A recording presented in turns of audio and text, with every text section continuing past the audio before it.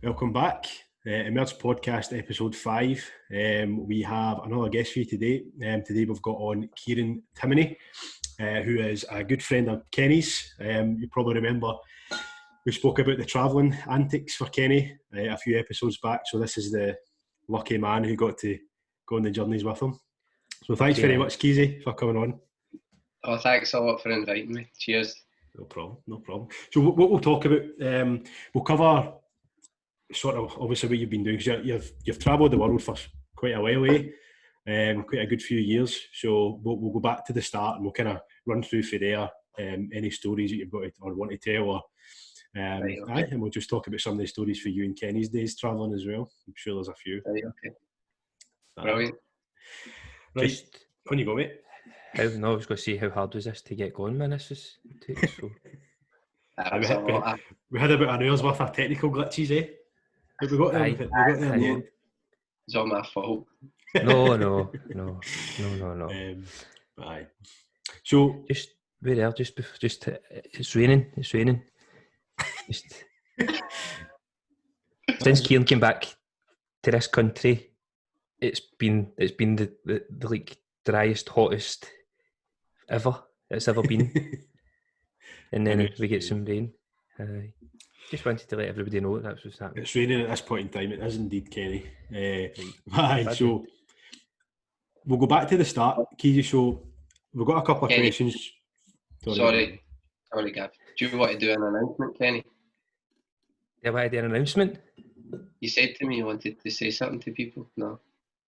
Oh, so I did. I was going to try and just let that slide. With regards to my very brief Instagram career that was live, that was that's so much fun. I loved that. To be fair, it was nearly a defining moment when it comes to me doing my Instagram lives. But I was way too drunk. Actually, still feel the effects. I had to have a wee glass of wine just to make myself a wee bit less. Aye. But I mean, Gav really carried the team. Did you not see him singing live? It was amazing.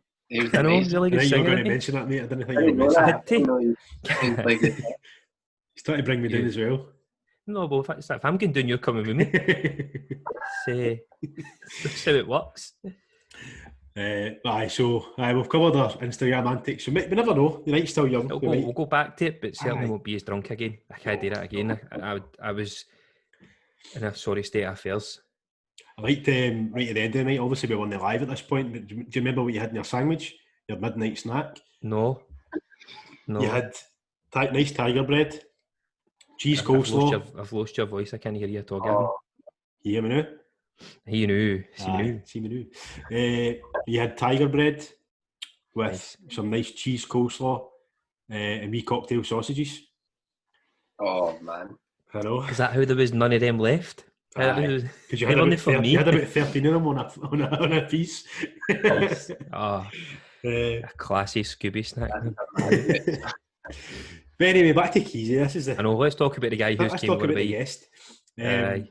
So just start off, Kieran. What was it like? So what was there an initial point that made you think you're going to go travelling, or how did the whole thing come about?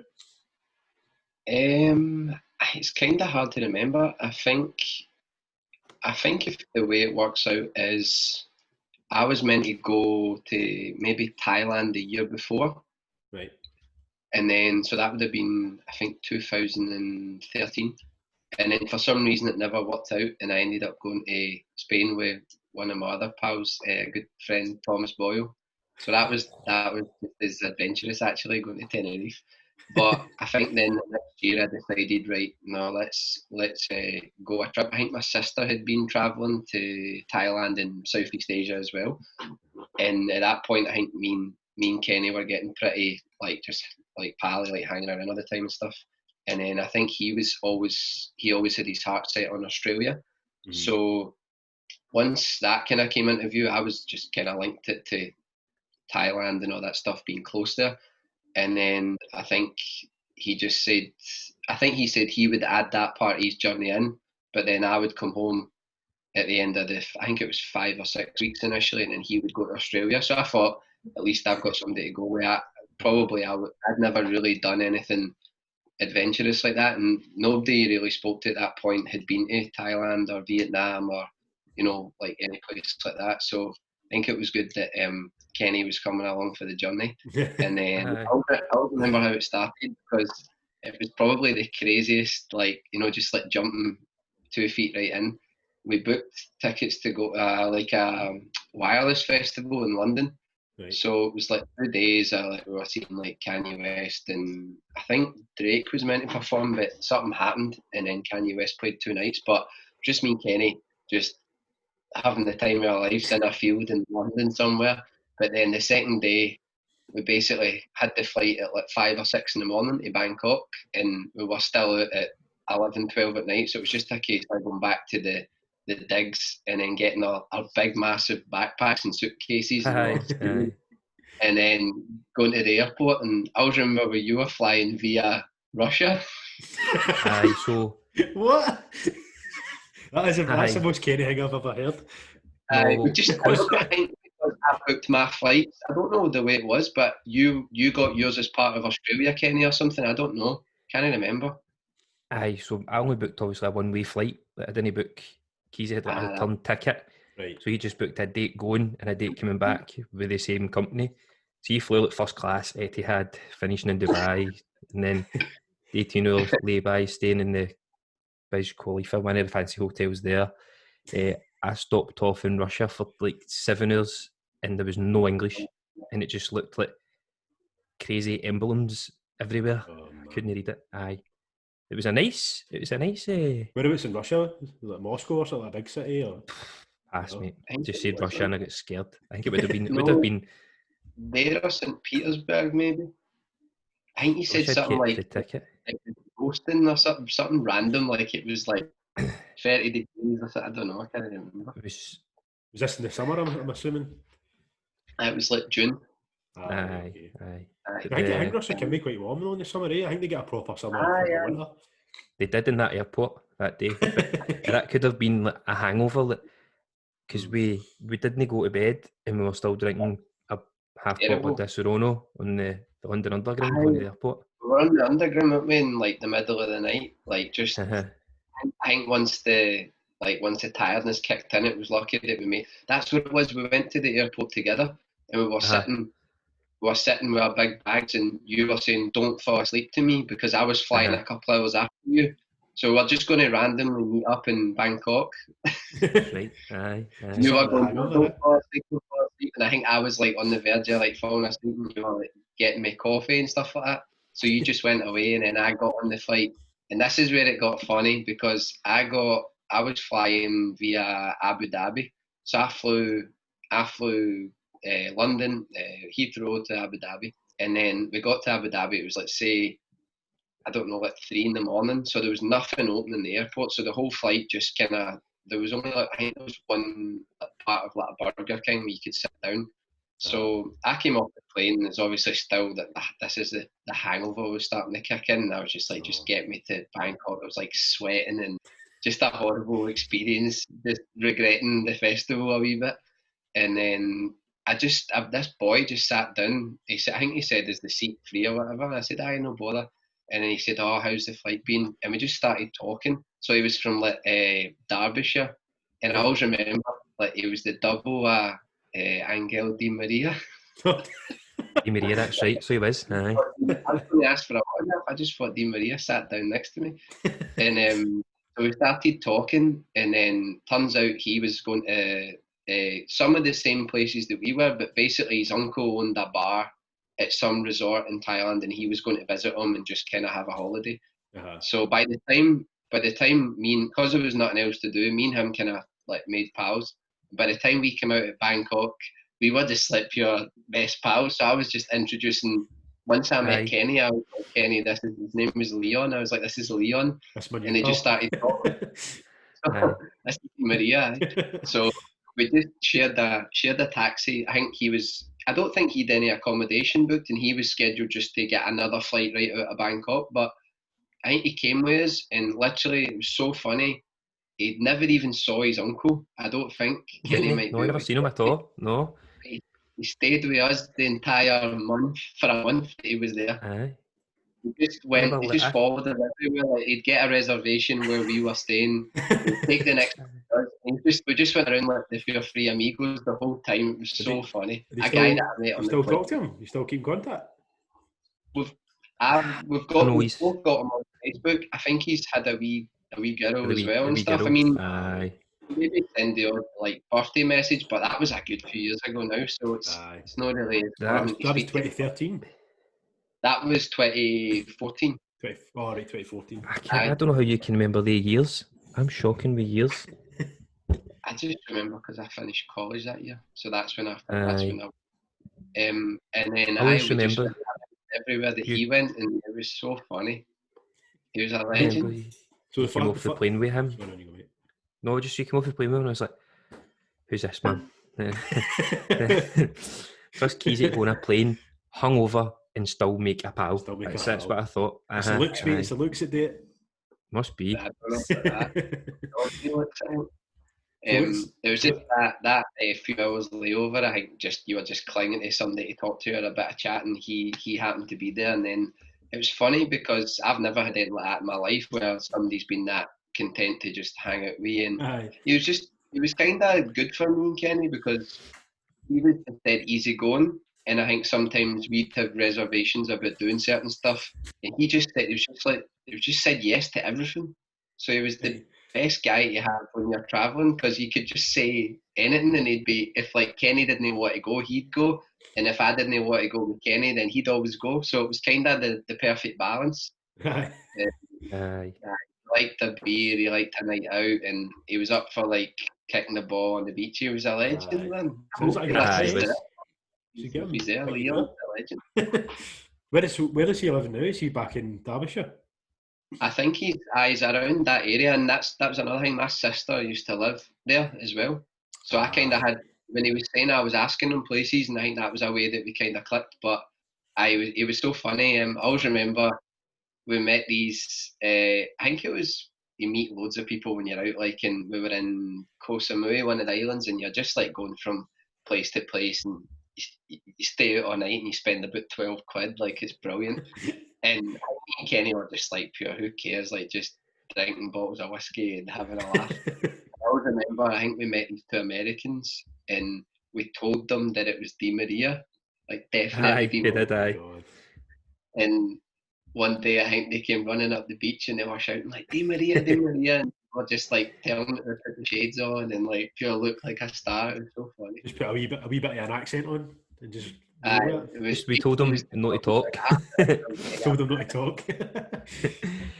They believed it because one of them was like a big soccer fan, weren't they? Like, I love soccer. I can't believe it's you. She googled them and everything. She googled them. Your first place you both of you travelled to was Thailand then? We went to Bangkok and then I think we stayed there, I don't know, maybe, I can't really remember, but 3 or 4 days, and then we went to Koh Samui, stayed there. I think we kind of stayed there longer because we liked it, and then we went to Phuket, and then I think we did like the full moon party, which was the night of the World Cup final. Remember, Kenny? Aye. How do you remember? Sleeping section for a while. See about the full moon party. Remember we thought we had missed the bus. Because storm, remember? And we bought like crates of beer, like big slabs of like 50 beers in them, and I had this big backpack on, trying to carry all these beers. And we got in a speedboat, and it was so fat. That wasn't safe at all, man. Aye, it was a speedboat. Transports you to the event. It's like it's on another island where it's just used for the full moon party, so they've got to take you across. Aye, and it was maybe a speedboat for about 7 people. I think there must have been about 20 people in this speedboat, and we were handing out everybody beers. Like, here, have a beer. And I'm shocked that everybody got to the other side. And I think if you fell off, it was that dark, they would never have found you. Really? Well, I was going to say, is that not quite notorious for people dying, eh? Aye, there's it's like Thailand. Just like any festival, really, I suppose, eh? A lot of drugs and all that mental stuff. Aye, but it's the same as any festival, but I was going to say, maybe Tea Park. It is, aye. It's just the same as everywhere. It's Tea Park with speedboats. Rattan. Rattan. So first place you went to was Bangkok. You get any actually? You were mentioning something about Bangkok. Maybe we were talking the other day about the wet markets and stuff like that. You said there's like a big strip. You walk down What's the name of that strip? Do you know, Casey? I think it's Kyle San Road. So you can just buy He's got the knowledge, isn't he? You can just buy you can eat like cockroaches on a stick, and you can buy a car engine. You can just buy anything. Car engine. Aye. So funny. So funny. Like it's just full of people and like people performing. It's cool. Like it's cool if you're from like Glasgow. It's a pure different world. Like to see it, it's amazing. It's a big culture shock. I was going to say the only time I've ever seen Thailand is on a film. So you talk about like The Hangover or something like that. Aye. Is it just like that though? You could walk into like a tattoo shop and you're like 12-year-old and get a tattoo just because they don't care, or sort of. It's pretty much. I know you've only 12. And I go say it. But I mean, it is wild. I assume that they would probably just for money because it's a poverty-ridden country, innit? It's not like these people need to make money, and if you're 12 and get the balls to go and ask for a tattoo, then it's so densely populated as well. Like there's just so many people, millions of people. Let's see. You're talking about The Hangover. We stayed in the Labua hotel that's in The Hangover. All right. See, like when they're coming up in the helicopter and chow to get them, like the police in the helicopter comes up at that hotel. We stayed in that hotel. Right. Our room was next door to it was called the Hangover Suite. We were like next door to that. That's the richest I've ever felt in my life. Aye, that room was huge. Oh, the room was big. That was the night we missed the flight, wasn't it? Aye, we missed our flight the next day because I was steaming. Aye, that was class. I've never felt so rich and so powerful in my life. No. They're none of these stories. And it's nothing to do with me. It's actually nothing to do with me. It makes it sound as if I'm incriminating myself here, but I'm definitely not. That was the one I wrote down. Was it? Just go for it. Just tell it. Right, okay. Aye, go. On you go. Right, okay. So we'd basically been kind of slumming it for a few days, and we knew we were going to fly down to the islands. So we thought, right, we'll kind of splash out, and we found a hotel because I think my sister actually stayed in it as well, and she recommended it to me. So they did like a package, didn't they? Like I think we were meant to get picked up in a limo and have free food and drink all day, and then dinner at night. But I think we ended up going to get randomly like haircuts, and we missed all the other stuff. We just got there like at 6 o'clock, and then I think we had this meal booked. So it was this restaurant, and it was like a 10-course meal. Like it's one of the fanciest things I've ever seen in my life. It was like, I don't know, 72 floors up or something, and you go and have this meal, and it's like the woman comes and explains what you're about to eat, and like one course to cleanse your palate, and all these like mousses, and it's insane.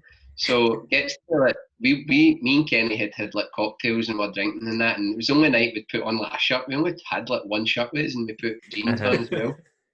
And then it was so funny because it was like the last night, and I thought we should go. We both wanted to do something, and they had a bar outside of the restaurant, like this amazing view, but it was just kind of full of couples and a bit like stuffy. Like I think, nah, it's really expensive. We're not going to stay around here long.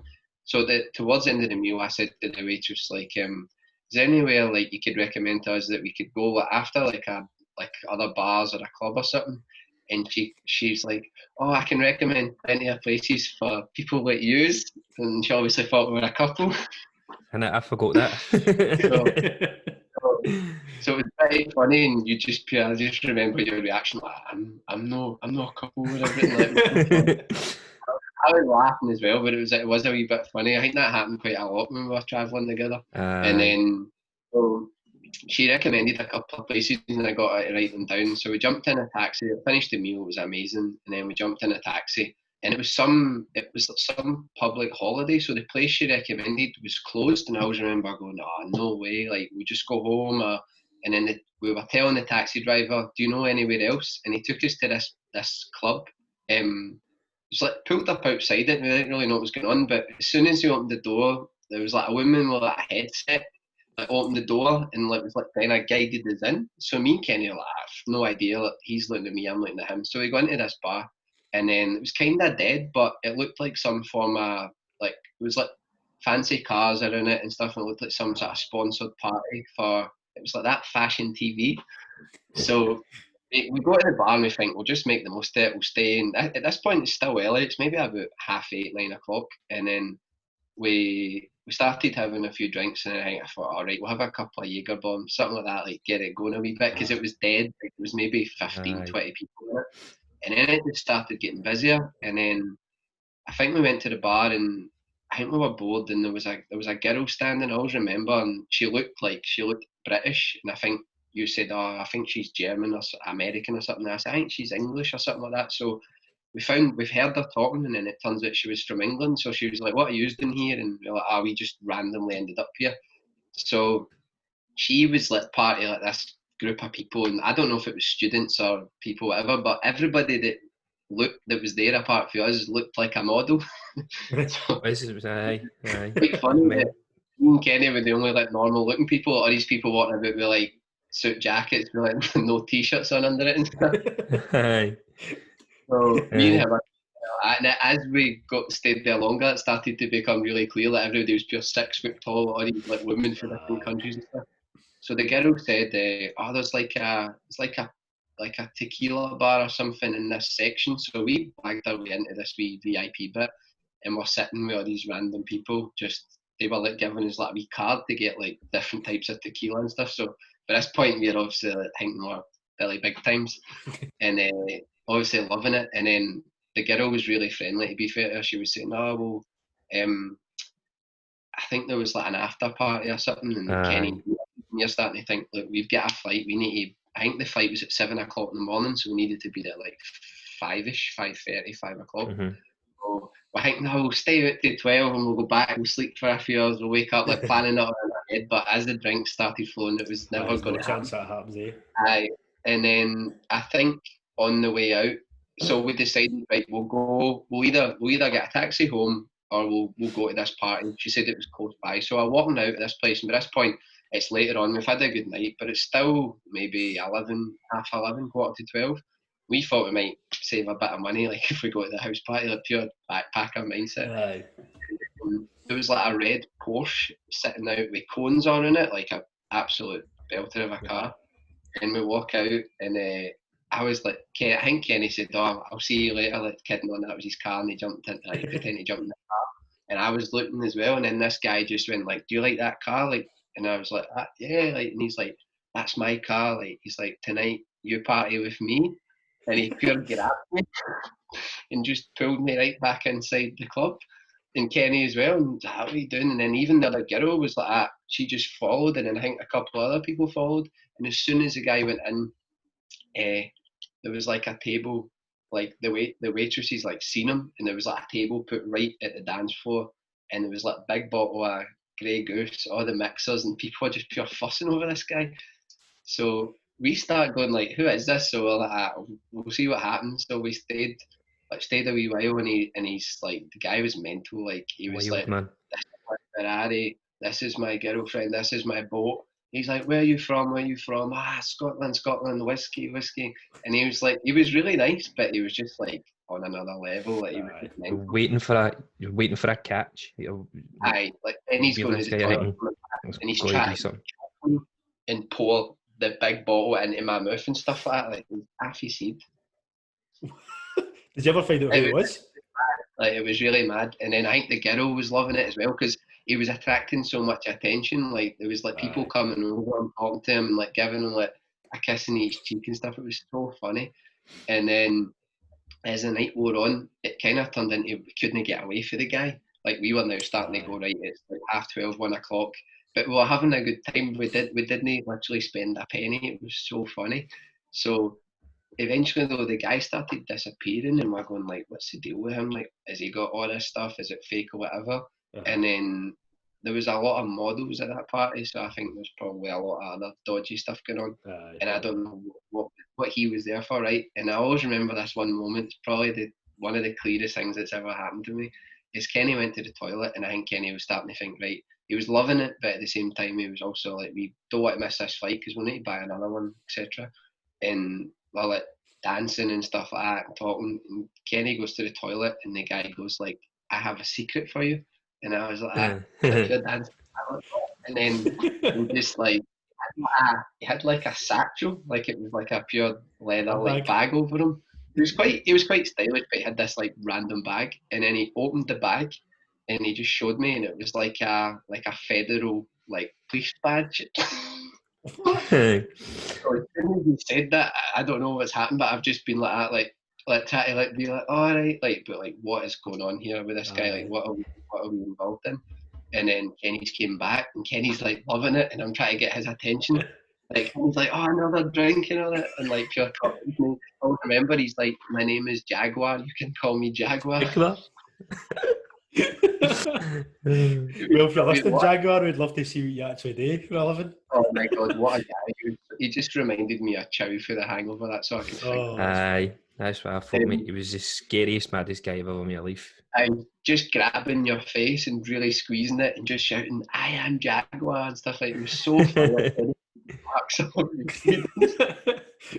But see, if you had to guess what he was, do you think he was some sort of like pop star, or do you think he was just like a bit, yeah? Nah. I thought there was like a different reason. Like he was that big time that it was probably people were a bit fearful. Maybe that like a bit gangster or something like that. Gangster, and then when I saw the police badge, I thought, Jesus. And then so I was trying to get Kenny's attention, like to say, Kenny, something right here, we need to go. You're thinking like all sorts of stuff, like you hear about these stories with drugs, you hear about people who get stuff planted on them. And I was just thinking, like, man, I'm just here for a holiday, like, don't want any of that. So I started saying, like, how many get out of here? And then he was like, what? Like, what's he got? And I was like, a badge, like, try to explain. And then before we know it, he couldn't get away from him. And then eventually, I think it was maybe 1 or 2 o'clock, and this place was closing. So we thought, right, we'll get in a taxi and go out. And then he was like, no, we keep partying. And then there was a club, like an underground club underneath that place. And he was like, my friend is the owner. You can walk straight in. And as we came down, we realised there was a queue about like 100 metres, all these people, pure smart, queuing up. And he just grabbed us and just dragged us right through the queue. A big baldy guy met us, like shook our hands, was pure, oh, like, Jaguar. And then again, in, table set from big massive bottle of Grey Goose, all the mixers. We were like, who is this guy? And then so we thought, right, we'll keep going. And then by this point we were steaming, and we just didn't spend a penny, and we just kept having fun. He would just like, he was standing on the balcony, and he would just look into the whole sea of people like dancing, and he would just like pick out people, like 2 girls, and just like call them up. And then he would just be with the 2 girls, and me and Kenny are just standing there like that. You know, that's mental, eh? He would come back or something, like, what's happening? So, long story short, we ended up basically running away for Jaguar. God bless him. Would have been a winner race, because Jaguars are pretty fast. Smart thing, we decided to have like a kind of party in our hotel room rather than go home and get packed and fly. So, the end of the story, Kenny, as you know, we were still having a good time, and then I think it gets to maybe 5:45, 6 o'clock in the morning. We realise, shit, we need to fly, and then we jump in a taxi, get to the airport, steaming, miss the flight, have to go on standby. So I go up the stair. I'm like, I'm really sorry, Kenny. I felt it was my fault. Blah, blah, blah. And you're pure emotional because you're a bit drunk still got a shot. And I looked over and I was like, I'll sort it. So I went up the stair in this wee office and tried to like get us on the next flight. And it was going to cost a bomb. And I thought, I think we need to just wait for a standby. And it was like 1 at 2 o'clock. I come down the stairs and I look, Kenny's sitting on the floor of the airport with his headphones on. And he's like, like pure... still in his phone. There was like 3 kids just staring at him, and he was just dancing. It was so funny. So we arrived we got a flight. We arrived in the island. It was Koh Samui. Same shirt on from the night before, same jeans, sweating, stinking, just like that. Like, did that even happen? Like we it was so funny. But it was what a night, what a night. I'd forgot all about Jagger there. See, before you mentioned, I was like, how can you forget about that story, man? That is because I was too drunk. Still to this moment, I didn't know whether when I saw that police badge, I was going to be like famous or I was going to spend the rest of my life in jail. I know. But that's the thing, see, when you go to these countries, like, you never ever know what somebody could spike you and That's it. next thing you know, you're in jail. And so you're just lucky that you can travel and still have fun, but I think a lot of that stuff's just like fate, man. Like you're wrong place at the wrong time or whatever. So that would be good. I do agree with the like, everywhere's scary, so it's not just like, oh, it's only that could happen country that has that in Glasgow. Do you know what I mean? It could, mate. Aye. I think it's more try to see if sorry, on you go. I was going to say, I think it's more the police sort of forces and stuff like that in these countries. You know what I mean? Like probably a lot more corrupt and stuff like that. So you probably need to think they're probably working with a lot of people that. Aye. But then you look at America, you know. I know. That's true. One thing that I thought was really true about when me and Kenny travelled was that we just had like a kind of like open attitude to stuff. Like with people that you met, we were never like none of us are like aggressive people, and we've got kind of a good vibe. So I think that attracts like it's always going to be all right. Whereas you hear stories of people that go and end up fighting and causing problems, and it's a lot of trouble. And it's like I don't think either of us will really you're not looking for that. You're just going looking to see meet nice people, but it's a kind of you're harmless. And I think you always do all right when it's like that, you know, compared to maybe other people. They get a drink and they start being aggressive, or they start. Like bad drinkers. Me and him were never really like that, to be honest. We're just more chilled when we're like that. So that was something that was good. Like, if you go away with somebody and they're a liability, it's tough. Kenny likes a wee Instagram live when he's drunk, so that's a new thing. That's new. I feel like we should really just move on for the fact that we're talking about me again. On you go, mate. No, but I just feel like there's not going to be a better story than that. I think you've peaked me, unless you've got a better memories. I had to come out first time in the podcast, might be my only time. I had to come out all guns blazing. It'll definitely not be your only time, mate. Don't worry. So I'm pretty sure you remember these different stories that will come. True. Wait. Maybe. So we've got how we went travelling. We've got that absolute top of their story. I've just purely lived all that there, and I feel like going out now, but everywhere's shut. So, but where did you go after that then? So you went to the island, and then you went to where else did you say you went after that? After Koh Samui was really good. It was beautiful. Is that where that party was? Koh Samui? No, that was that. Kind of based ourselves. We went from there to Koh Phangan for the filming party. Right. So I think we just loved it there. Like we just loved Koh Samui. Like it wasn't as busy as like a lot of people go to Phuket. It wasn't as big. Wasn't as busy. You know, you just find like in holiday like your bit. Like you find like your bit. Then you go to that club because you like the music, and then you go in there, and then you like that wee cafe, and it just kind of fell into place. And we were just it was me, obviously Kenny, and that boy Leon, so we were just having a good time. And I think you didn't really want to risk it and take a plane somewhere else. And as much as it was travelling, it was more like a holiday because we'd all been working, all been kind of not like saving up and stuff. So it wasn't like, you know, just hitchhike and go wherever, get the next train. It was still a bit of structure. See before you actually went abroad, so obviously I know you obviously would have saved up money and you've been working all that time and saving up. Did you see when you were in like Thailand or we were in Bangkok, sorry, and you went to these islands and stuff, did you ever work at that point, or was that still quite early on, so you just kind of left it up? This was just holiday mode because you're going to like one of the strongest currencies and you're going to one of the cheapest places, so that's why I'd always recommend people, like, your money goes really far in Southeast Asia. Like you can get nice hotels for like cheap, you can get good food for cheap, you can go and it's like a good place for young people because you don't need to be a millionaire, like you don't need to be in the Caribbean spending a lot of money, or I don't know. even like I South will. America, I found was a bit more expensive than like Southeast Asia is one of the cheapest places really. When we were doing Asia, that was Keezy's holiday. That was that was his holiday. He didn't know at that point in time he was coming to Australia. Right, okay. So it wasn't until our second or third week, Keezy was drunk one night and decided, of course you were drunk. Of course he was drunk. We weren't sober in Asia at I all. was going to say, could you be It sober? was about 2 days. My beer drinking. That's where I started drinking beer. I didn't like beer up until then. I just drank like cider and stuff.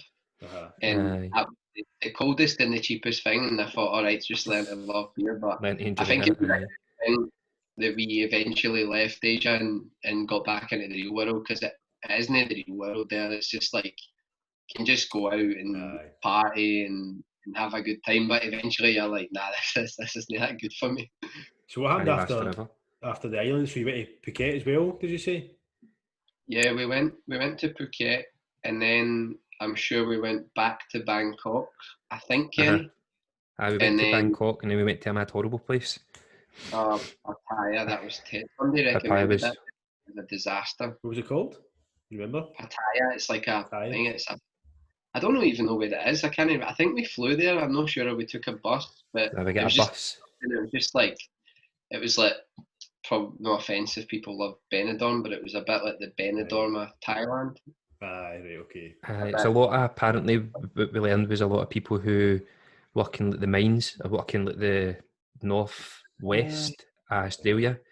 When they come off the mines, they get whatever they're doing, they get 3 weeks off and they go there. They just go straight there and just go mad and just live a mad way lifestyle and then go back to work.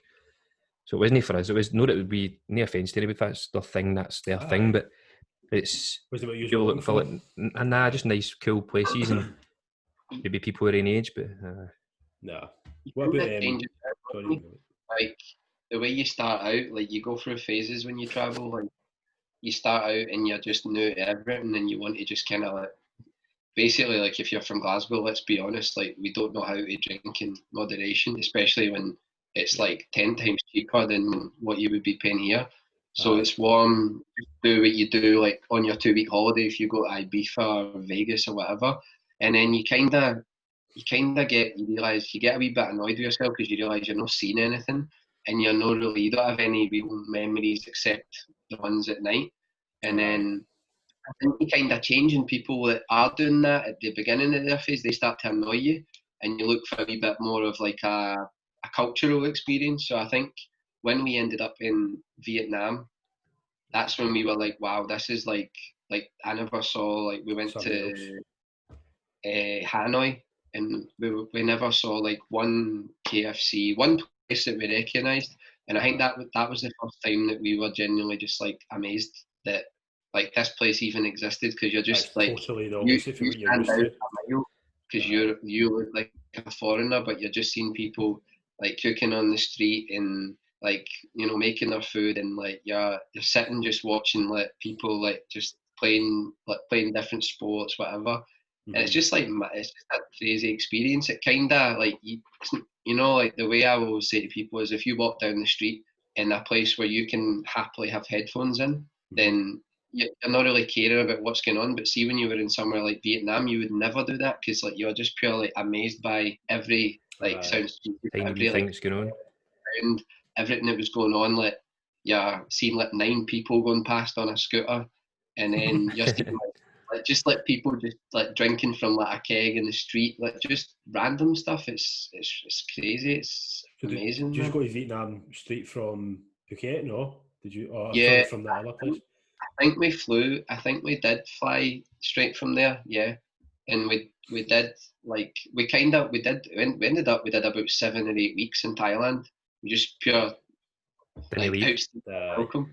And then when we got to Vietnam, we only did, I think it was only a week or 2, but we realised like we should have balanced it out more and done more in Vietnam. But again, we booked a lot of stuff before we went, so it was kind of like when you were there, you thought, I would have been a bit more adventurous, and the next time I do that, I'll just kind of go without a plan. But you were still a bit hesitant. I didn't really know anybody that had been to these places, so we did have you heard of Halong Bay?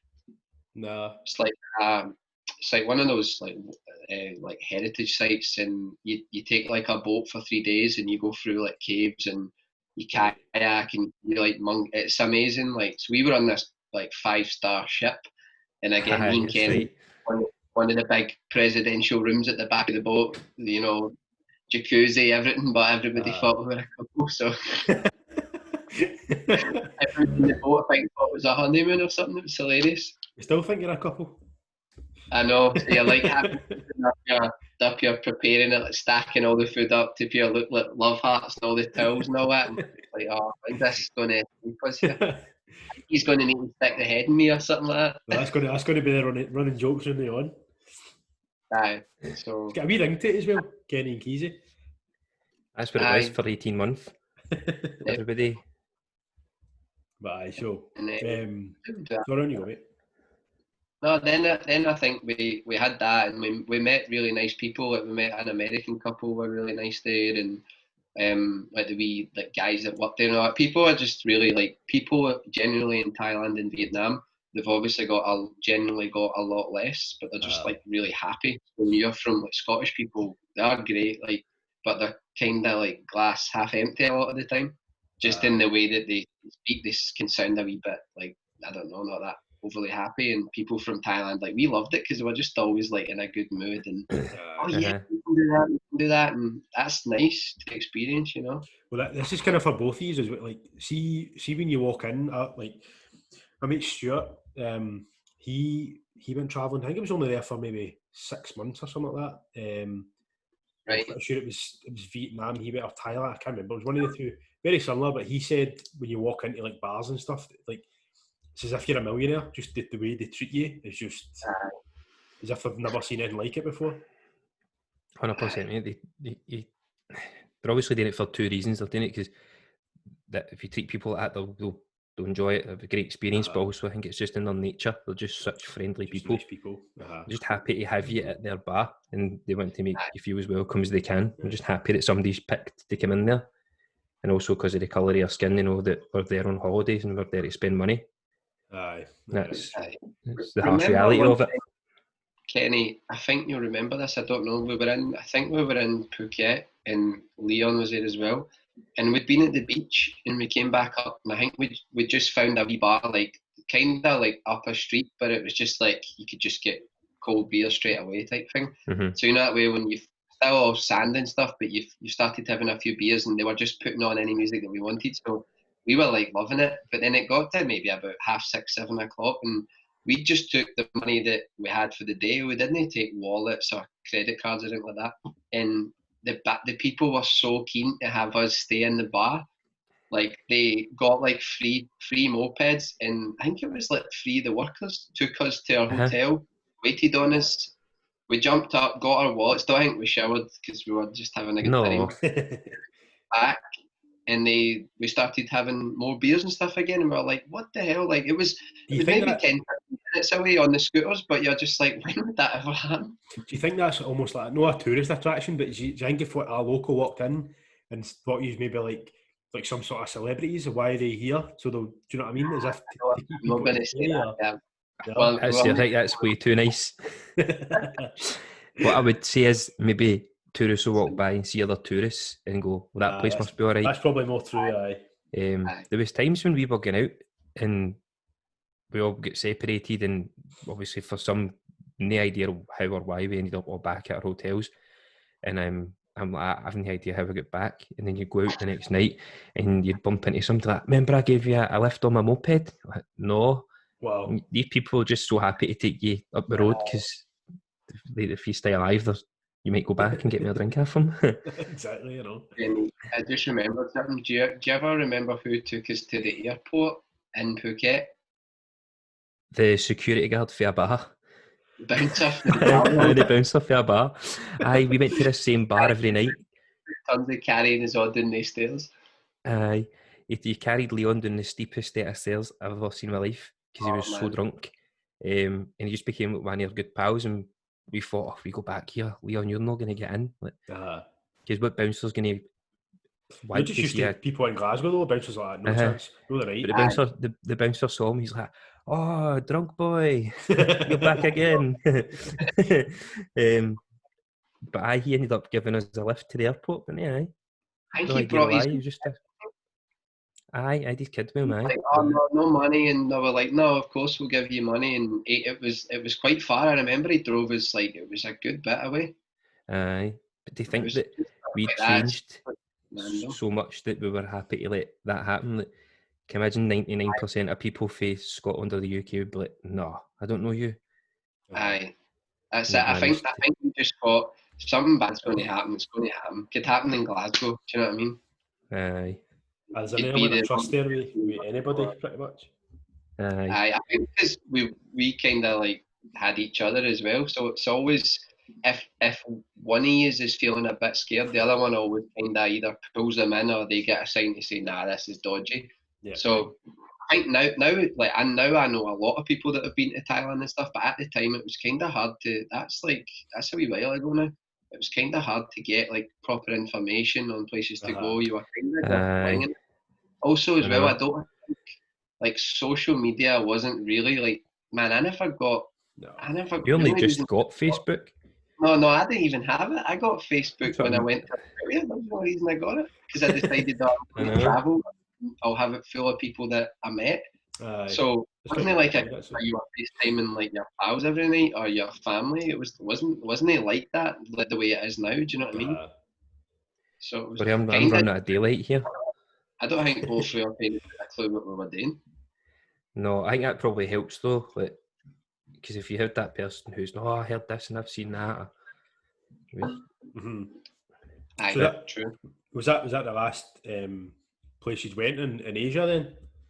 Aye, that was the last dance. The last dance, I like it. Oh, we need to come back and talk about that. So Kenny was basically like Michael Jordan, and I was at Steve Kerr, the wee guy. I've won 3 championships now, so I'm alright. Like go. So you've moved on from there to, does that mean you went to South America or did you go to Australia?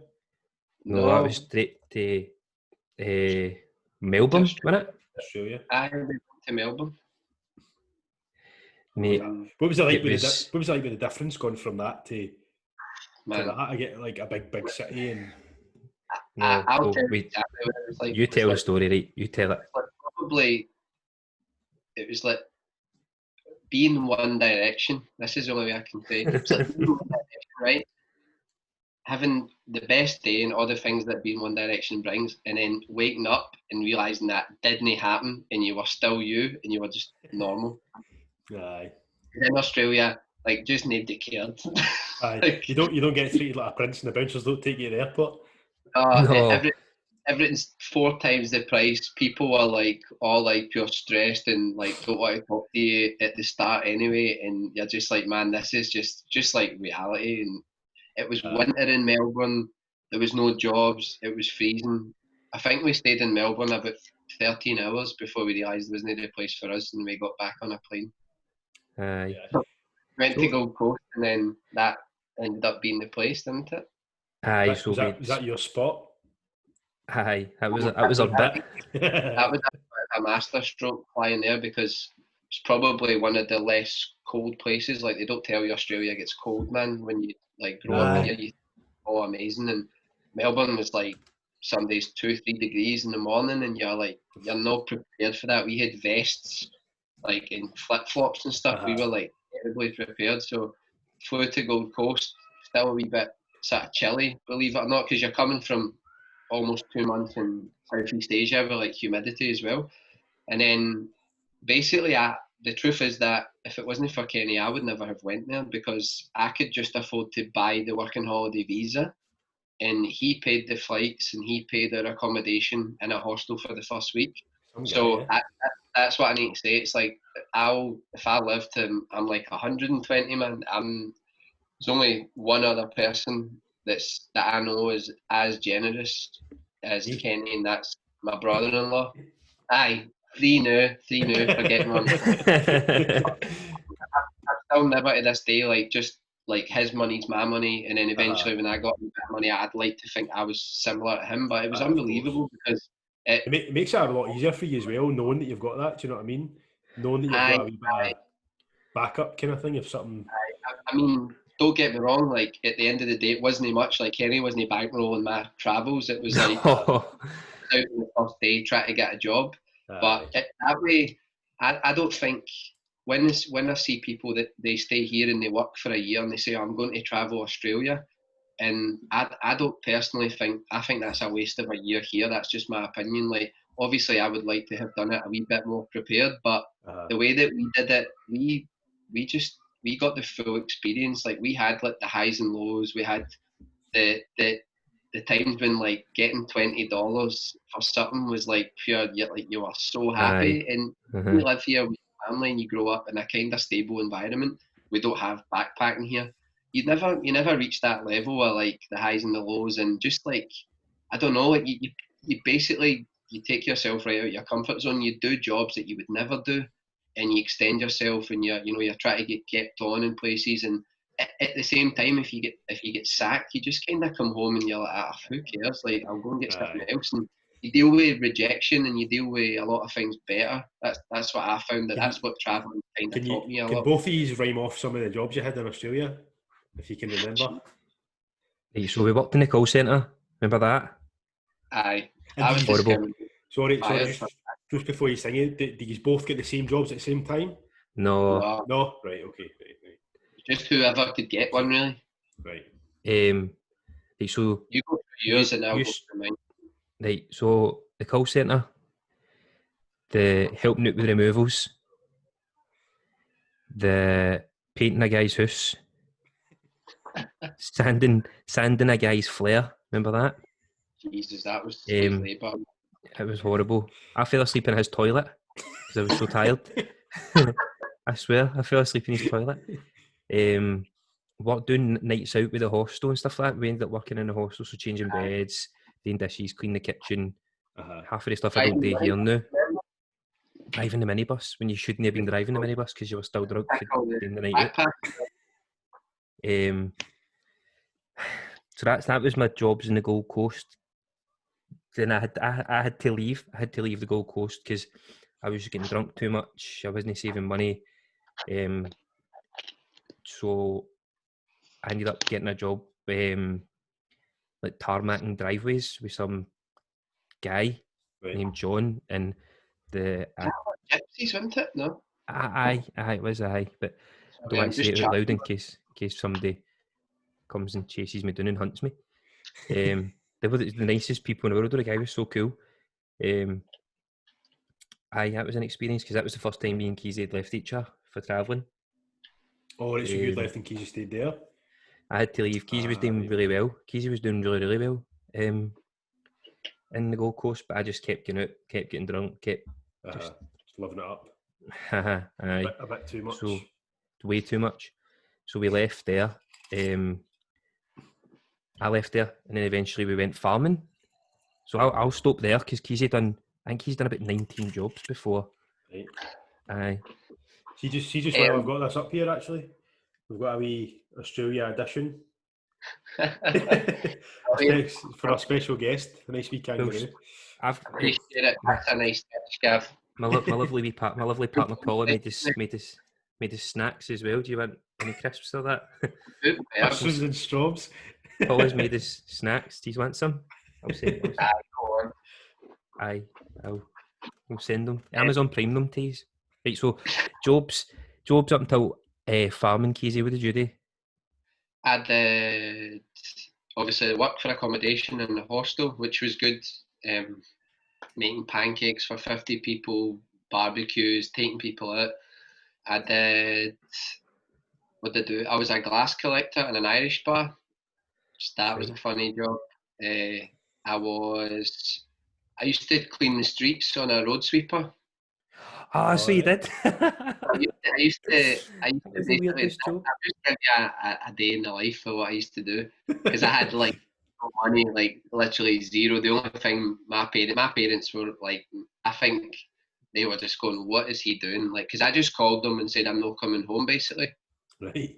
Like I I just got on the plane to Australia and that was it. And they said, you know, you've not got any money. And I said, I know, but I'll figure it out. So the only way they were was if I was coming home. That they weren't going to be sending me money. It was going to be like, we'll pay for your flight home, but that's it. So I would maybe wake up in the morning in the hospital, maybe clean the toilets for a couple of hours, and then I'd go and do furniture removals. So I'd go to like a high vis on, and just lift tables and tellies out of these hotels, and then I'd finish there. I'd come back. I'd maybe try and I'd maybe try and have a shower, and then I'd go to work in the bar from maybe 9 or 10 o'clock till like 4 in the morning.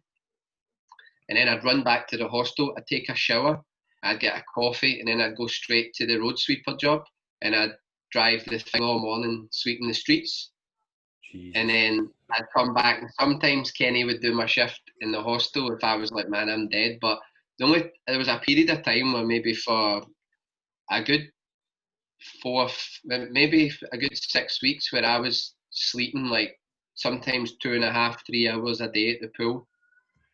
Like I was just working, and in that period of time, I think I saved up I think I maybe made $3,000 or $4,000 because I was like, I don't want to feel the way I was feeling before, and I wanted to pay Kenny back and whatever. And then it was at that point he decided to go away, and I'll be honest, I don't know if I've ever said this to Kenny, but when we first went away traveling, he was always the kind of louder one. Like he's probably the guy to be like, right, get a beer, and like kind of more traditional. Just confidence, eh? Just yeah, I think so. I think just I'm kind of quietly confident, and I'm a lot different now. But I think at the time, I was just kind of like happy to be there, but I wasn't going to say anything like too controversial, or I was kind of more take a while to get to know people. Whereas for the first day, people are just like, man, I love Kenny. Like Kenny's the best ever. Like to be honest, like that hostel, just like Kenny just made it. Like he was just the man that just connected with everyone, and I was just kind of in awe of that. So when he left, it was a kind of big thing for me because it was the first time where I could probably come at my shell a wee bit, and at that point, that's what the other thing I'd say is about. That's when I probably started to make some friends, and then when he came back, it was a bit more like, oh Kenny, this is my friend, blah blah blah, and we could kind of all be pals. But that period was important because I think up until then I was kind of in the shadows a wee bit, and I was a few maybe in Kenny's shadow. You need to learn to grow yourself a wee bit, and you can't just always have somebody maybe taking control or doing stuff. So that was a quite an important phase. And then we went to the farm after that because we basically we wanted to have a chance at having another visa, but the main aspect was money. We knew it was guaranteed money, and we knew we would save money because there's nowhere to spend it. So we did farming. Was that the banana picking? Aye. That was crazy, man. That was a big test of character, doing something like that. I think no, it's not for everybody at all. It can really make or break your full experience, I suppose. Because we both wanted to quit like every day. All the time. You go from going out and partying and swimming at the beach and doing whatever you wanted to some like graft. Yeah, like any farming's the hardest working people ever. Like we were starting work at 6:30 in the morning, finishing work at 5 o'clock at night, 6 days a week. Like your body's just not equipped for that. We stupidly went there at the start of summer, so it was like some days was like 41 degrees. Like we're taking hydration tablets, and your body's burning about 3,000-4,000 calories a day. Like your body just changes. Like I remember, like I had muscles that I didn't even know existed. Just for like Kenny was like, "Look at my calves! Look at the size of my calves." I had never had calves before in my life. I lost them now, but I've still not had them, mate. So, we go. You're short. Brilliant. I like even like that kind of simple life. Like after you get through the first 3 or 4 weeks, your body adapts, and you just start to just like the peace and quiet. Like we never had a beer. I always remember for like 10, 11 weeks. That's right. And we just used to like wake up and watch some of the Premier League on a day off, and there was a lot of other houses on the plot that we lived in. We created a wee football league. So it was all boys from England and Ireland and everywhere around the world. So we'd have like games at night, and I think that kept us going a lot because it was quite competitive and like the tackles were flying in, man. It was pretty like something to focus on as well, wasn't it? Take your mind I off. bet they couldn't get near you though, Keezy, yeah? At that point, I think I was a bit, but nah, now I'm dragging towing a caravan. But then I was aye, and we got to the stage where we got that used to the routine. Like I think Kenny, you might correct me if I'm wrong here, but we were waking up like 4:30 in the morning. Sometimes I would go. I had like a torchlight. I would run along the river with this other guy. Okay, Xander. We'd go to work. We'd work all day. We'd come back. We'd work out in the night, or we'd play football. And it was like, where are you getting that energy from? Like you're pure ripped, and like you're eating really healthy. You're only really eating fruit and veg that people are bringing in, and like you're just living up your clean life. Everything's organic as well, eh? Because you're on the farm and stuff. Straight from the farm, like our friends worked in a pineapple farm, the other ones like mangoes. So you're getting everything every day. Like the only thing we had to buy was like meat, really. Yeah. So it was good, and people were really kind. I think friends you make on the farm, they're a bit more real because everybody doesn't want to be there. They're in the same boat, and they need to you need to kind of show a bit more effort rather than if you're in Sydney. Oh, I'll see you later, and people just constantly pie each other. Do you know what I mean? So we first went to the farm with our lunch, and it was like one wee Tupperware. And as the days went on, by about week 2, we had like 6 bits of Tupperware each, so we could we had that much food just because you needed it. Like you say, we were doing so much, it was crazy. Right, so we left the farm. See, before you move on. Oh, sorry. Can I jump to the toilet because I am absolutely busting. Right, aye. You can talk amongst yourselves to the viewers, eh? Aye. I'm going to charge this. I'm going to do it now. Right, you put that in charge, and I'm just here to fill the air. Then that's what I'm going to be doing. So how would I fill the air that we should really? Because the two of them have forgot that we're actually still recording a podcast. I suppose it's Keezy's first time, but Gavin should have at least found out what Keezy was going to be doing. I cannot believe how this is for the other night. This is for that Instagram live. I am sweating like mad. So much alcohol oozing out my body. It's disgusting. Just a second. Keezy's nipping to the toilet as well. So, what I have to speak to everybody. I wish I had some filler. But we should get some filler in this podcast so that this doesn't happen. Oh, I wish I did actually have some sort of topic that I could speak amongst myself so that we didn't have this big awkward. I suppose we could edit this out, couldn't we? That's what I might try and do, figure out how to edit.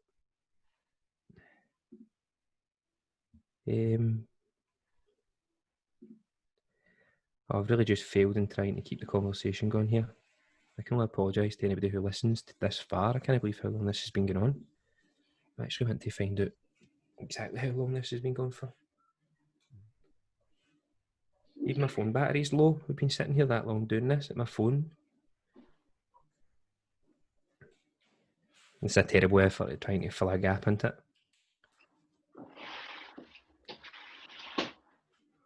Somebody else needed as well. Somebody else needed, and you should wait till you hear back on how horrible I tried to fill this. So we definitely need to edit this one, or you can just leave it, and we'll just see how horrible people see the awkwardness that I've put upon everybody. We need filler topics because that was so awkward, and I can't believe how much I was already sweating, and now I need to go for a shower. So we'll quickly move on then, make it less awkward for you, Kenny. So after the farming, that's what you were getting to before I was absolutely busting. Sorry. Aye. So after farming, we done travelling. We spent all our money, didn't we? We just ended up spending everything and putting ourselves back to square one. Put it into a pot, really, didn't we? Aye. We both just put our money together and travelled with Meg's. We went back to Surfers and we met our good pals Megan, John, and Curtis. Yeah. Oh, that's Curtis Army, wasn't it? Big Curtis, Yeah. you've met Curtis, that's He's right, a nice Curtis. big guy, So me, Curtis, John, and Kieran all went travelling for 2 weeks. It was madness, absolute madness. But we'll no brush at it. We'll do if this goes really big, we'll try and get Curtis on, and we'll try and get a squad on. We'll fly him off the island, eh? But what? Aye. But what I think's quite good is that when we first landed in this day, we had nothing, and we saved up all this money, and we were so proud of ourselves, and we ended up with absolutely nothing again. So we literally didn't learn. So we were back to pure square one. It's the experiences, though, isn't it? Like you could. That's what I think as well. Is like we had a choice of spending it rather than if we never knew about saving that money, we would never have had the experiences, you know. Aye. But we went back to, we kind of like, it was like, how would you describe it, going back to Melbourne? This is our second time, because we only spent that first 13 hours in Melbourne. It was a horrible experience. I felt it was something that ate away at the Perry, so we're like, no, we need to go back, we need to actually go and be successful in Melbourne, because that was our first port of call, and people that we knew were going there as well. So we had maybe a comfort in a sense. Yeah. But it didn't work out. Do you think if you'd went to straight to Gold Coast from Asia, do you think you'd probably felt the same way about Gold Coast? Maybe just because it was a sudden change, or no? I think Melbourne to me seemed a bit grim, and I thought, Jesus, like you're weighing this up. I don't know how it's going to work here. And the vibe, and it was in a hostel, and people were saying it was really hard to get work, and it just felt like too depressing. And we thought at least just chase the sun, and if we're near the beach and it's hot, we'll at least feel a bit better about not having any money. Or I don't think you need as much money like in a beach place than you do in like a city. You don't really need to spend money to do stuff. Whereas if you're at the beach, you can pretty much be poor and just stay at the beach, you know. I just lie there and sunbathe. Spend your day doing that. Yeah. I find that I felt that my idea of Australia wasn't what it was when we first landed in Melbourne. Yeah. Because it was wet, it was raining, it was freezing. And it was just a horrible experience. But when we went back, it was summer then, and there was people there we knew. It was a bit more an upbeat vibe. And it went really, really well, apart from the first 3 weeks were horrible. Because, again, we had no money and we had to find jobs for the get-go. And you done well though, didn't you? You done really well. You got back into Johnny's, didn't you? The furniture place. Gav, I ended up randomly managing a furniture showroom.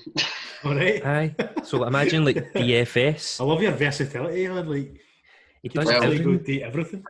I'm actually quite good at just telling people what to do because I don't know how to do it. That's exactly what I did my job, mate. It was the place that I worked for. Again, total chance encounter. Like it was a place that I worked for doing removals in Gold Coast. And they just randomly happened to be opening up a shop in Melbourne. So I spoke to the guy and he said, can you come in for a few days labouring and help set up the shop? And the way it worked is basically he had nobody to do sales. And I'd set up the shop and I thought, right, that's me done. And they said, look, I don't really want to hire anybody else. Do you want to just try it and I'll train you?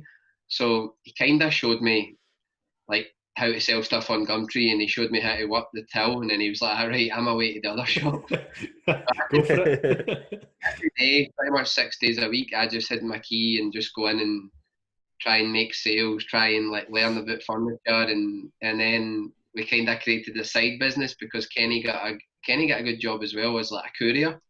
So worked out that if I was selling furniture and people needed it in their house and Kenny had a van, then it was going to be a good deal. So we just basically, I think for about 3 months, we never used a bank card, if that's right. No, we just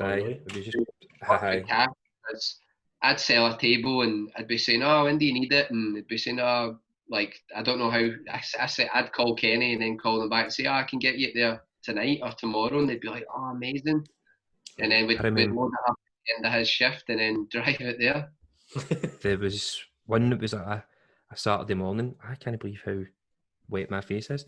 That we went down and we had to deliver this, like, it was like a 2-seater sofa, and it only went like round the corner. And Casey charged them like $50 to deliver it round the corner. Yes. I'm like, oh my Love God. it. Like, Love it. why do we know? It was unbelievable the amount of money that people would pay to get stuff delivered. It was, That's a penalty fee though, Saturday morning. I'm not a bad. True. Aye. That's weekend price. Um, You've got to factor the, that in. So remember I said to you like about like I ended up staying in a car and stuff like that, Gav, Uh-huh. like a few podcasts ago. So it was car, like literally I cut his car, so it literally went from like living in a car to living in like the central business district in it, CBD, that's what they call it, didn't they? Nice. Right beside a big huge casino, 33 floors. It looked over the full city. It was beautiful. I couldn't believe it was because Keezy spoke to a guy in the shop. Everything, didn't it? Pool, jacuzzi, gym, everything. Like, crazy. And the complex sort of thing. Aye. That's what I mean. I think when you push yourself, you realise what you're actually capable of. Like, you're going to work. Like, I was really trying to sell furniture every day. I was getting commission on top of my wage, but I was trying to sell so I could deliver as well. Because Kenny, we were making cash. Like, I think that's when you see like how you grow more when you're away than you do sometimes if you stay in your kind of comfortable life. Like, obviously that's up to people what they want to do, but I think you only know until you go away sometimes what you're really capable of when you're really stretched.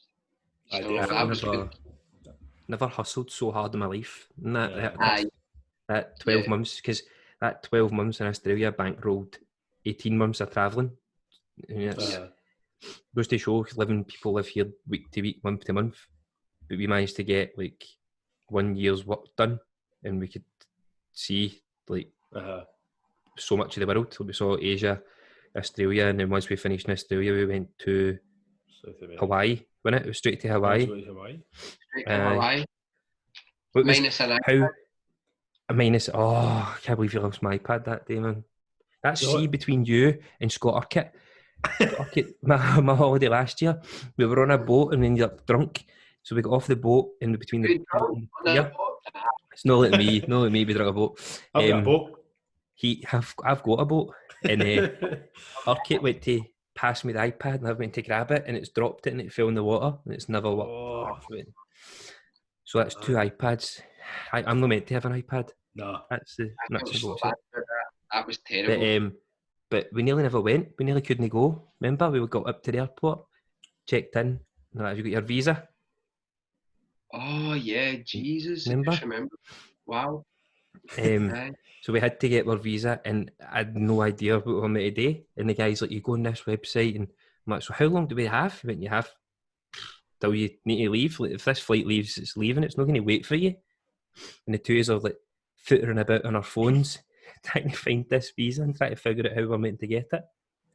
But I take it he's got obviously, obviously we did. But he got it. I just want to add this in. That's where, in a crisis like that, I'm absolutely hopeless. And if it wasn't for Kenny's like quick thinking and like technology, like I would just have got left behind and missed all the planes because he's just like good.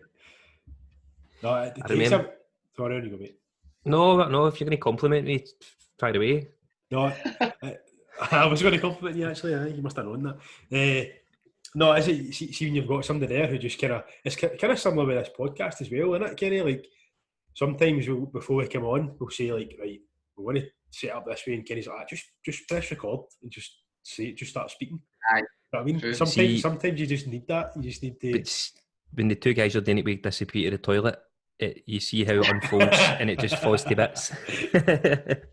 We need to leave it in now because we've made a joke about it. It'll be funny for people to hear. I can't believe how long we've been talking. How long? I was going to say that. I don't want to keep these. How long? Where are we at? It's 9:30. This is the longest podcast. Jesus, but we've still got the South American. Well, we went to Hawaii. It was beautiful. Why don't you ask me some questions and then we'll speed it up? Right. No rush at all. No, there isn't a rush, but I just want to express how good Hawaii is because I could not get over how just horizontal these people are. That's a type of a level of chill that Scottish people will never experience.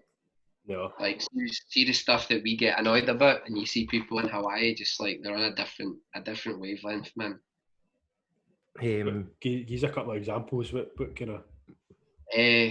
Like one day, I went to the supermarket. It was like a kind of deli, but it was like, like you get the big brown paper bags like you see in the films. And we were buying a few things. Like I think we were buying beers and like just a couple of things for the pool. Oh, and barbecue. It was just like you just set her on like slow motion. She was just putting the stuff in the bag. And I was standing there like, lined up, like I'm pure that with the money, like ready to go. Like Kenny was like waiting outside or something. Well, and she for anybody who's ever been in Aldi, you can imagine because they just throw stuff at you. All right, okay. It was like the opposite. So just taking like, that's just the way they are, and then like the way people drive. Like I think the speed limit on the island was like 25 or 30 kilometers an hour. Kilometers, I know miles. Kilometers. People just really like just in tune with like nature and waterfalls and going to the beach, and I don't know. They just have a different. I think that it's quite if you ever see a lot about The Rock, like his posts and stuff, like it's quite a spiritual place. So I think people are very like in tune to like I don't know their inner self, and it's just different. Like it's really cool. We didn't see a lot of it. Like we purposely went to one island because of Childish Gambino. That's right. I think you've told me about this, Kenny.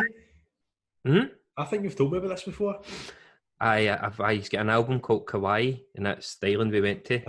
But like you see people on their skateboards, and they're like just like, I feel like they do that one stride. If you skateboard, just like one foot on, one foot off, and they'll wait for it. They just need to do it again, and then they'll go again. It's no a rush. They're not trying to go really fast. They're just like,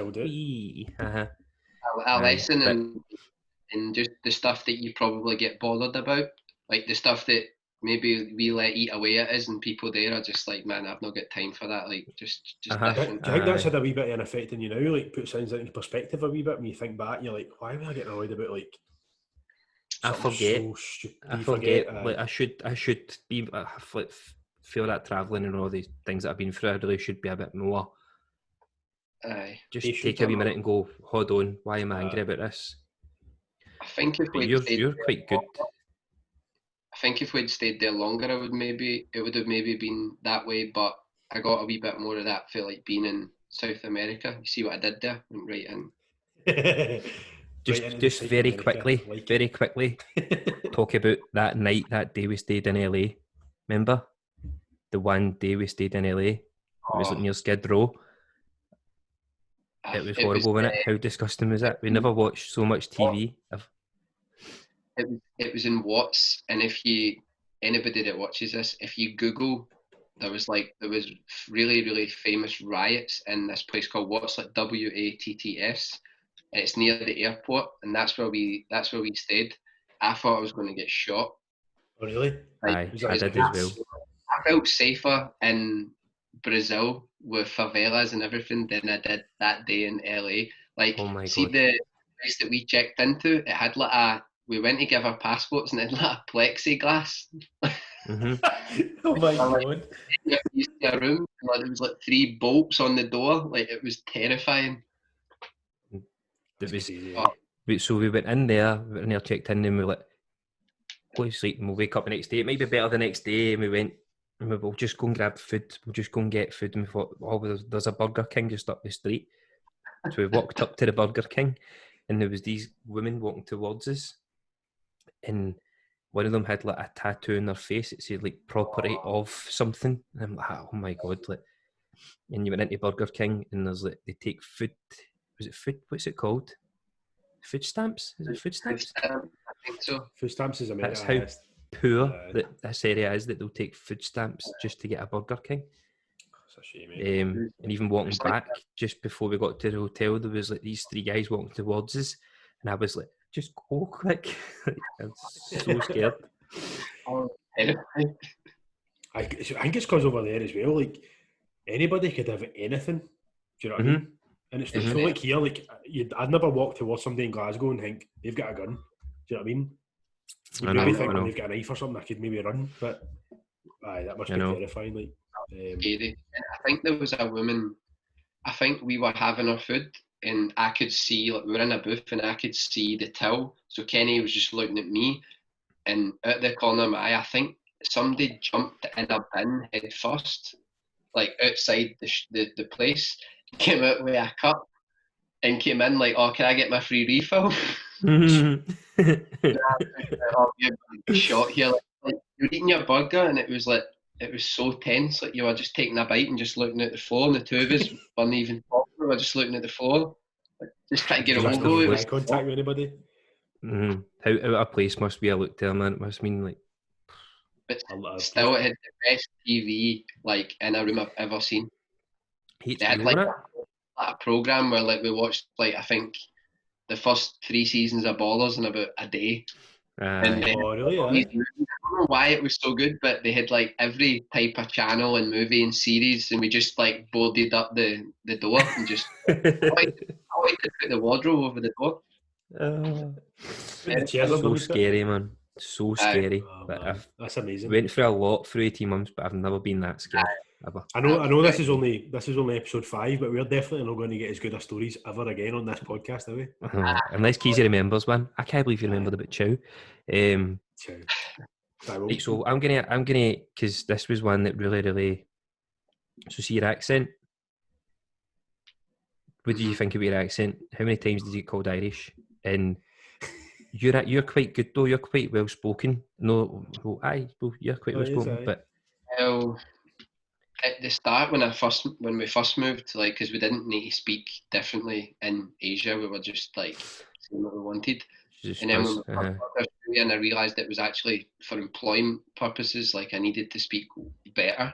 So I think that was good. But even now, I think it's just Australians in general. Like, obviously, I live there pretty much kind of permanently. I've only been home a few months, and over the course of a week, roughly 5 to 10 times, someone will say, "Oh, what part of Ireland are you from?" or "Are you from Dublin?" or "Your Irish accent." That's just how many times do you just wing it and kid on you're actually Irish? No, I don't. I kind of pull them up about it. That's one thing I like. I'll say like, "Oh no, I'm from Scotland," or I'll say, "I've never been to Ireland in my life," and just kind of check them, because that's kind of like me saying, "Oh, are you from New Zealand?" Like they're Australian. I think it's good to say, but I think it's in Sydney. It's more so because there's a lot of Irish. There's a massive Irish population, and it's you find Scottish people, but they're not that they're not like overly there. Like, there's not a massive amount of them that I've really seen anyway. So it's just kind of common, but we definitely speak well, and also a lot of my friends are not really like, probably now English isn't their first language, so I'm friends with all the South Americans and different cultures. So I've actually got more, like I've got like 2 or 3 Scottish friends there, but most of them are from like Brazil, Chile, Mexico. So you get used to speaking in a way that they hear English rather than. So I think that probably makes my, like, obviously now I'm speaking to you, it's a bit like more Glaswegian, but normally it's clearer. Like, people wouldn't always pin that I'm Scottish, I don't think. I think it's the speed you speak as well, because Kenny and I, that's one thing we've noticed, is that how quickly we speak when you listen back to podcasts and stuff, and you can even tell with the way you're speaking, it's like very clear and slower than enunciating as well. So I've taught English in Brazil, and I went for an interview with this manager at this school, and it was going to be going to like big companies teaching. Like, I used to go to like Google and big banks and stuff like that and teach their employees English. So she said, "You're going to be." I said to her, I've never taught English before. And she said, "You're going to be fine, but just speak slow. That's the only tip that I have for you, because Scottish accent isn't like really that well known. Like, people grow up with American movies and London accent. When people hear your accent, the brain, like, if they're not used to it, it just blows their brain. Like, they don't even know what you're saying." So I think I learned to speak slower then, and then also when you go to a place that no one speaks English, you feel like the idiot because you don't speak their language. So I think that gives you a great sense of like understanding. I think that's something that people should do more often, because before I used to think, I don't care, but you feel kind of ignorant when everyone's been able to talk and you're just sitting there. So I found that when we first landed in Brazil. Remember, we went for lunch, and you took some lessons. You kind of like tried to learn the culture a bit and learn. And they handed us a menu, and there was no English option. There was nothing. And the guy said, "Do you want?" I said, "Can I have agua?" Because it said agua. And he said, "Gas or com gas? Is that right?" And I didn't know. Getting all gas or saying gas. So that's right. So it means either fizzy or not fizzy. And I didn't know. So I just picked one, hoping for the best.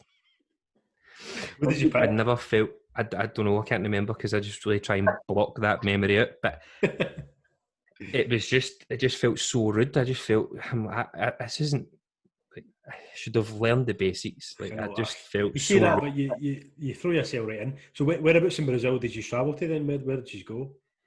We arrived in Sao Paulo. We stayed there for a wee while, and then we went to, I think we basically just, Brazil's like, for anybody who doesn't know, the size of America minus Alaska. It's huge. So it takes you like 10 hours to fly, and it's actually quite expensive as well. So we went from Sao Paulo, then we went to Rio, and then there's a couple of little like islands around there that we went through there. But we just kind of we didn't really have a massive ambition. We just kind of, I think we were just happy. We'd been in Hawaii, Vegas, LA. We'd flew down through Colombia, and I think we were just kind of that we made it that far. Like we'd both been away from home for ages, and it was just a massive relief to just be somewhere and kind of stay there. So we stayed in Rio for a bit, and at this point, I think we were working out every day, and we were actually kind of, I would say, semi-preparing ourselves to move back. Right. Yeah. Like we hadn't had enough, but it was definitely that this was the last dance. Like we were in Brazil, like man, I don't even know if my family are still there. Like it's so Phil Jackson sometimes. It's the mustache, mate. It's the mustache. I think we if people are going to go travelling, you're hard pushed taking a top back. Like that is 18 months, 3 continents, like, and it was bankrolled for not for being home and saving for years. It was bankrolled for so much hard work, and it wasn't something that anybody can say as you go, kind of having the ability to just get yourself together, get money, and hit another target. Like, I'm not saying that we're the best at travelling. I'm just saying that it's a big thing to go. Well, I know I've been to Asia, Australia, Vegas, Hawaii, Brazil. So you're not really doing it like, oh, I'm going here for 2 weeks, I'm staying in that hotel. Like, people have got their own choices, but I think definitely you see, and the main thing is that it educates you. You see another side to life. You see a different way to live and a different way to communicate and eat and everything, really. Well, look at that. So that's been 2014 you guys first went, and you've literally only come back 3 months ago or something like that? But I've no, you need to do a 7-hour podcast, but I've not been traveling like per se. Like obviously when we went to Brazil the first time, it was because of me. I was in love. So we went there, and then that continued, and then I ended up actually going back and doing I did 6 months living in Sao Paulo, like renting an apartment, working. So that when Kenny kind of came back and was trying to slot into life here, I had a year here, and then it was obviously quite hard with the long distance, so I went back, and then just through my job at the time, once I came back from Brazil, I came back here a wee while, and the opportunity came to go to Australia with a job and a visa and stuff. So I decided to take that option because I knew I liked it, and it was in Sydney, and that was actually the only place I hadn't really spent any time in. So it just kind of seemed to work out well. So probably where Kenny's came back and like his life's taken on a new turn with obviously having a baby and everything. Yeah. Can you still hear him, Gav? Mine's went kind of back the way, and I ended up doing a bit like, you know, going away again. So it does feel weird to come back. Like it's really, obviously it's really sad what's happening to everything now, but it's a nice time to spend. Like I've not seen Scotland in like the kind of sun for a couple of years. I like to see like my parents and spend time with them, and kind of just not always be on a schedule. Like, oh, you've got 2 weeks to come back and see everybody. Or one time I came back for like 8 days for like a wedding, and it was just the worst thing ever. Like it was torture, jet lag, and then too far. So I guess there's probably a lot of things in between that I could have. We'll definitely have an episode 2 anyway. That's for sure, because there's so many things that you get. You probably talk for like 5 hours, eh? You could actually go on and on and on. And you remember these wee stories that you probably forgot about until Kenny mentions something or I say something that triggers it. You know what I mean? So true. But I think the main thing is like for me is that like I think even above all else, obviously because I'm doing this podcast, he's on it. But I think if I'm like 50 years old and I've not saw Kenny for 25 years, just like so cheesy, but you know, like when he looks at me and I look at him, it's like he knows what we've been through. Like he's seen me at my lowest point where he probably thought, "Why are you even my mate? Like, why did I even know you?" And I've seen him at points where I think you should be in the jail or something like that. So just that type of connection never leaves you. It's like I still think that that's just like a bond that regardless of where you go in your life, that's what traveling does. Like it separates who your real friends are, and it sometimes you learn that the person you go traveling with, they come back and you both come back. It's not the same person, but it's better. Like it's a different. It's not. It's a different ending, but the destination's like really good. Do you know what's really funny about that? When you're saying, obviously I've not been travelling with Kenny, right? But I mean, Kenny and I obviously went to college years and years ago when we first met. We were good pals for a few years, and then Kenny went away travelling, and we didn't speak to each other for obviously the 18 months that he was away. Aye. I think it must have been more than that, Kenny, because you'd came back and sat in a wee bit, and then you'd applied for a job at my work. I'd seen I was screening the CVs to interview people, and I said it came up Kenny Keegan, and I was like, Kenny's in Australia, like that can't be him. So I got one of my colleagues I was like, can you phone him and like just kind of get an understanding, see if it's actually him. It turns out it was him, so he came in for an interview, and then ever since he's been back, it's like you're just mates again. Like you say, you never lose a certain connection that, you know, you just you've never been away, or you've never maybe it's just me. Maybe it is, mate. Aye. No, I'm kidding. It's not. It's not at all. Like, even today, like when I came up and dropped, gave you that mic and stuff like that, it's time doesn't pass. Like if people mean something to you in your life, when you see them, time shouldn't pass regardless of how successful or unsuccessful somebody is. If you see that person and you've got a real bond with them, you shouldn't feel that, oh, you've pure changed. And if they have pure changed, you should definitely be calling them out on it, going, I think as well, like it wasn't like, Gav, just to let you know, like it wasn't like a love affair. Like there was times when like Kenny must have hated me, because I can be actually quite hard to deal with at certain times, and there's times when I thought I'm not too, like I can't deal with Kenny, or I need a bit of space. I think the whole point is that you accept that, and then you come back, like you kind of like work through it, because if you just cut ties, you're on your own, and sometimes that's worse than being with somebody like, you know, you're having a fight with. So I think that we were really accountable with each other. Like if somebody wasn't pulling our weight, or if we felt somebody could do better, like maybe I had a good job and I felt Kenny could have been doing something, I would say to him, and vice versa. Like you definitely need that honesty. I was also like, I never felt like kind of like I don't know, I never felt embarrassed to ask for help. Like it was one time, it really stands out, when we were in Brazil, and we'd kind of planned, basically the way that this worked out was when we were working full time in Melbourne, we were working, like, just wanted a normal life, like Monday to Friday, save up and then hopefully maybe go home with money, but then we decided to travel. So we just came home from work one night and got the map of the world out and just went, right, well, the visa finishes in August.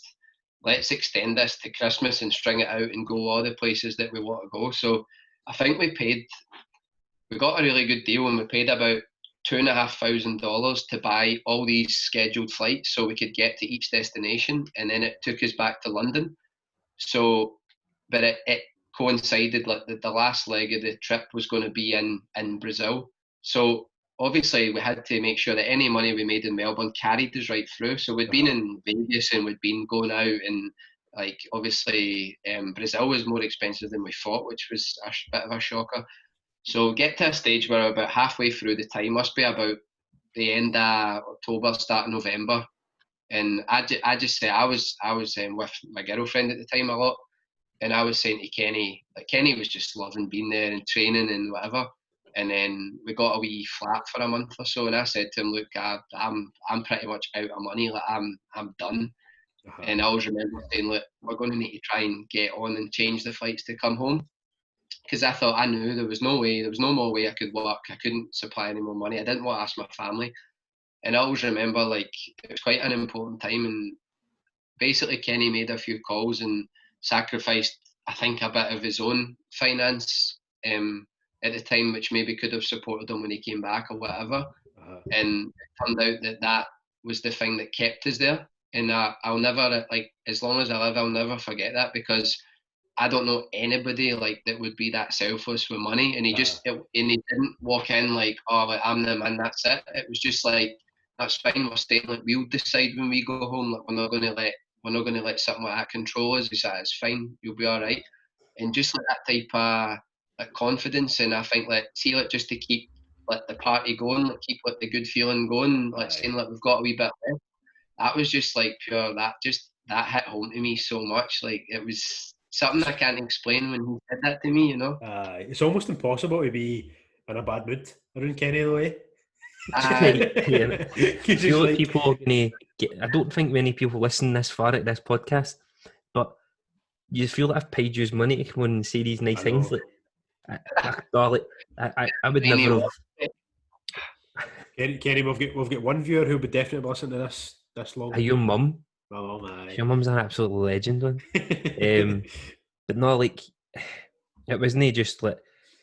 That was the only reason I done it, is because I know if Keezy had the opportunity today as well, he would have done the exact same thing. It was nearly, it was, I was really enjoying myself. So, now, like, there's like, the generosity doesn't just come from me as well. Like, I would never have got to Brazil. I would never have thought about Brazil. I'd never have thought about Asia if it wasn't for Keezy. So it's no like, it's a one-way street. So it's, I had an opportunity to keep my travelling dream alive, and I wasn't letting, like, my best pal go up the road. So it was just go up the road as if he's getting the bus. Well, that's, aye. You know what I mean? It was never going to be just me. I wouldn't be right to keep myself there and know that the guy I've spent all this time with fall at the last hurdle. So maybe I was Michael Jordan, but like,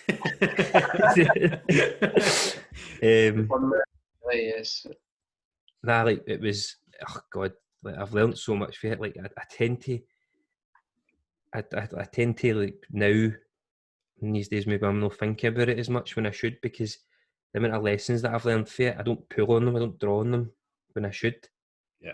Like, you know, my kid gets up at 5 a.m. and I'm like, I'll have a wee half hour extra in bed when I should be getting up and enjoying these moments, because they don't last forever.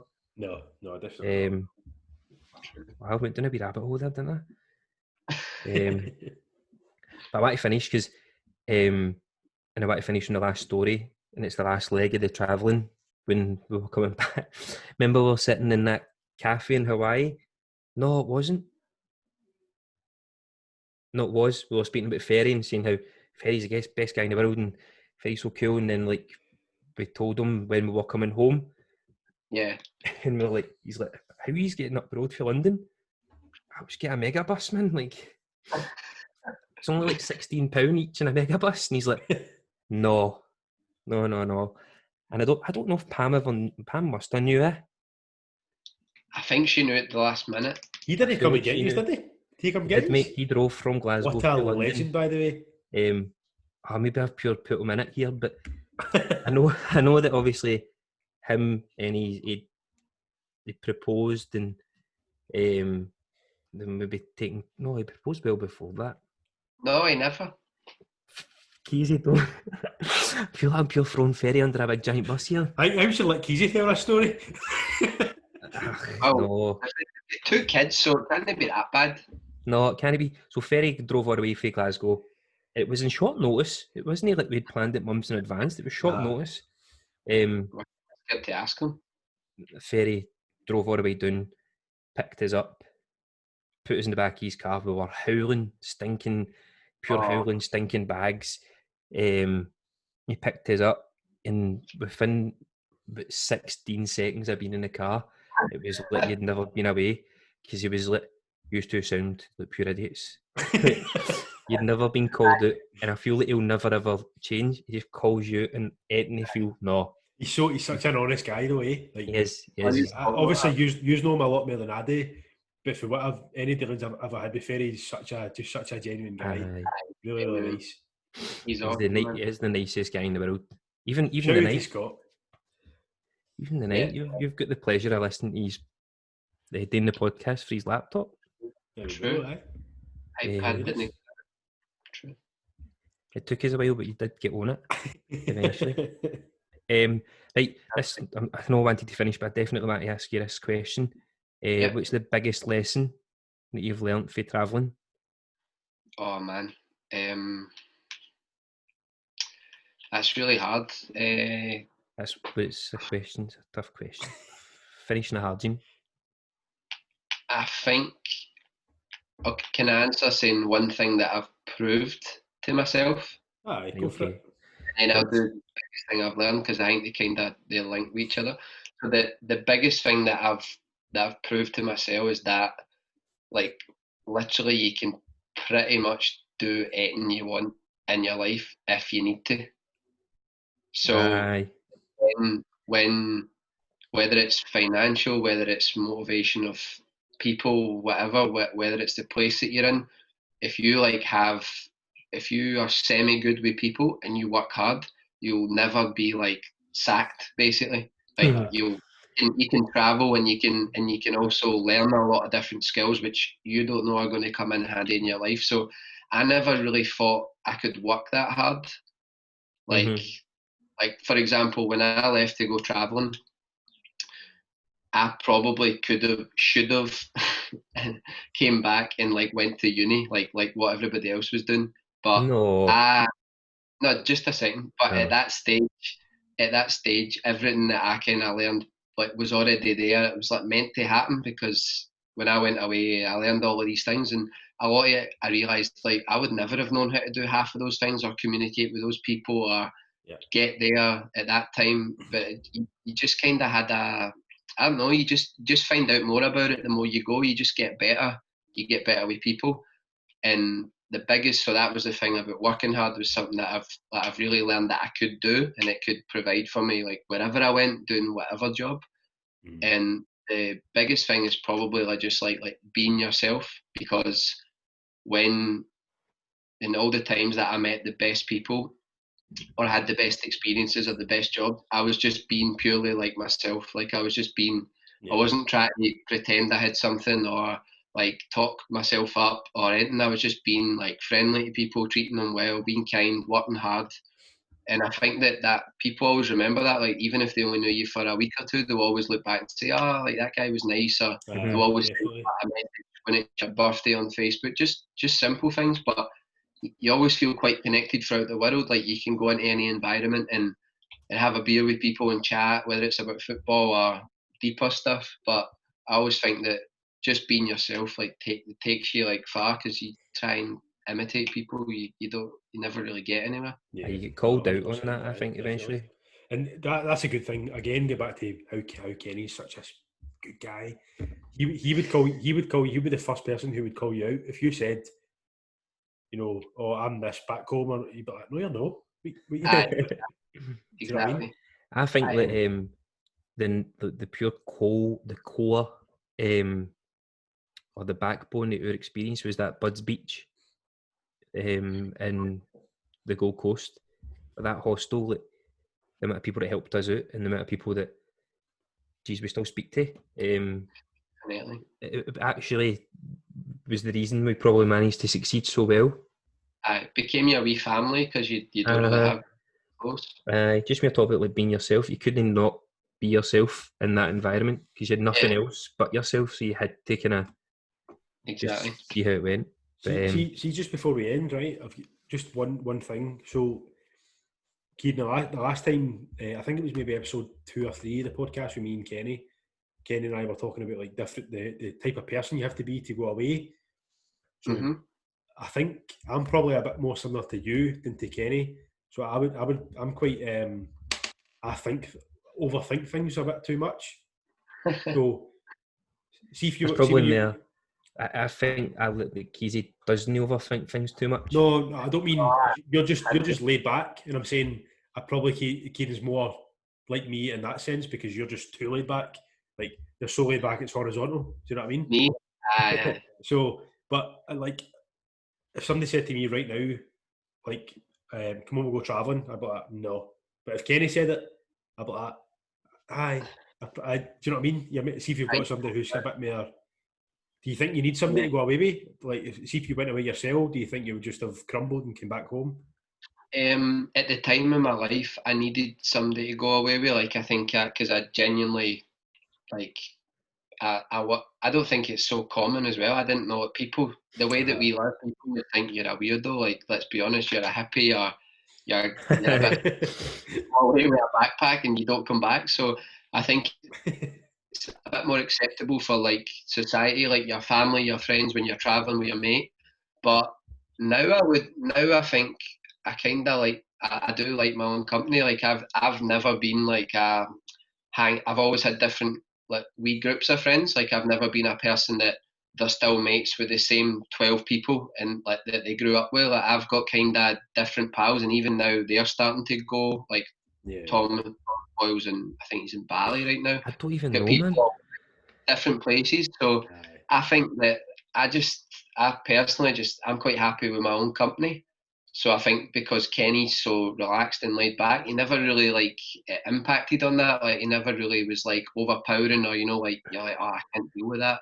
It just kind of flowed. Like we could just go a day or two and we'd barely really talk, and then something had happened and we'd both burst out laughing at something, and then it just kind of flow again. Like not that we were having issues, but it just kind of just worked really. Aye. And I think I was a bad influence on him a lot of the time as well. Like I was just kind of like say yes to everything because I might never. And I think a lot of times he was like, "Oh, I don't know," and I was like, "What do you know? Of course you don't know. Like you're not going to know. Like this is." I always remember it was maybe the last few days in Melbourne, and I was coming up in the lift, and Keezy had messaged me in the midst of me getting in the lift and out the lift saying, "We need to go out tonight, man." But the next night we were going out. What? We'd been working really hard, and I think I was just... But the next night was your leaving night for your work, for Johnny's. And we went out and we ended up in this club, and then we left the club to go to another club. And this guy was in the queue, and it was like one in, one out. And the guy in front of us was like, "Oh man, this is absolute like dog shit. This shouldn't be happening, man. We're never going to get in." And the guy's mate went, "Will we go to this house party?" And Keezy's like, "Wait, where are you going?" "Yeah, we're going to go to this party." And he's like, "Can we go?" Like, "No, Keezy, we can't go with two random guys."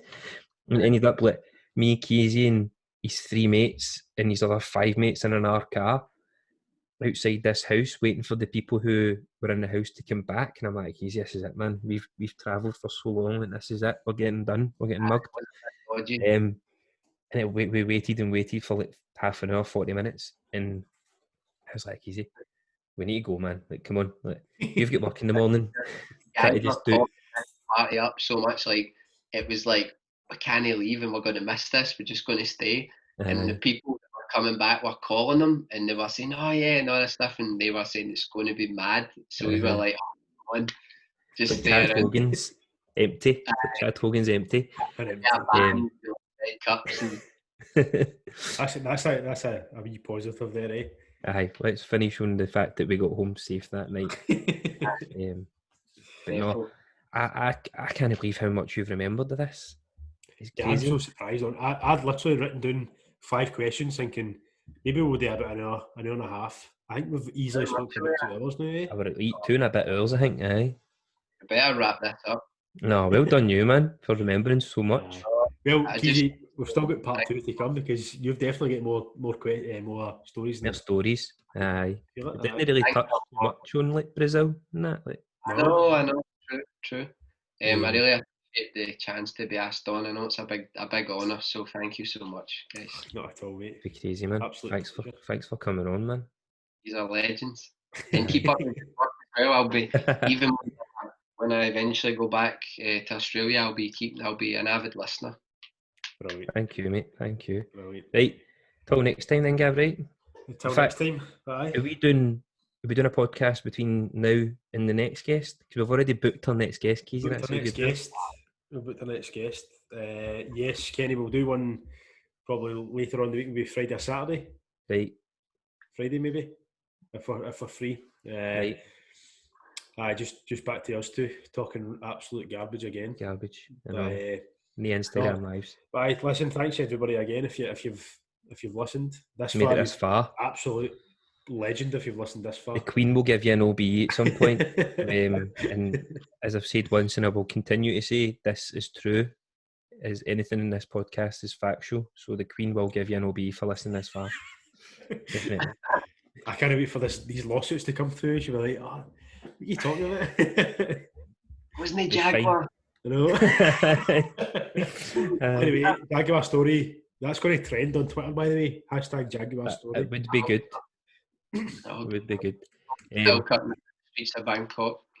In his boat. On his boat, aye. Right. Peace and love, everybody. Take care. And thank you so much. Thanks for being here. Take it easy. You too. Bye-bye. Bye-bye.